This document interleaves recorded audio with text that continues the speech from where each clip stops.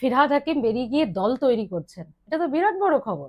না, ফিরহাদ হাকিম দল তৈরি করতে পারবেন না। আমি ওখানে বলেছিলাম যে ফিরহাদ হাকিমের দিকে তাকিয়ে আছে তৃণমূলের একটা বড় অংশের বিধায়ক মুসলিম, তারা ভাবছেন একটা মুসলিম নেতা, কিন্তু সেই অবস্থাটা নেই। আর ফিরহাদ হাকিমও চান না, উনি এখন সাথে পাশে থাকতে চান না। উনি মেয়র পদ থেকে যে কোনো দিন ইস্তফা দেবেন, এটা আমি আগে বলেছিলাম। সেই ইস্তফাপত্র উনি লিখে রেখেছেন, কোনো একটা বিশেষ কারণে অপেক্ষা করছেন, সেটা ছিল ঈদ।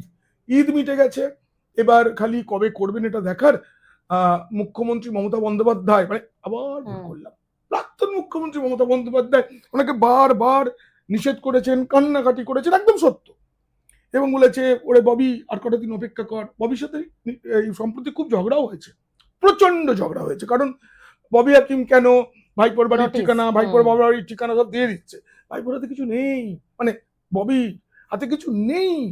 জনাব ফিরহাদ হাকিম এখনো মেয়র আছেন, তার চেয়ার আছে, কিন্তু কোনো ক্ষমতা নেই, যাবতীয় স্মিতা পান্ডে করছেন।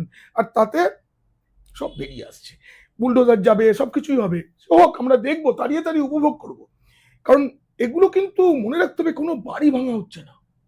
আজকে অভিষেকের উপরে যে হামলা, সেটা কিন্তু অভিষেকের উপরে হামলা নয়, এটা হচ্ছে ইতিহাসের নিয়ম মেনে দর্পচূর্ণ পালা।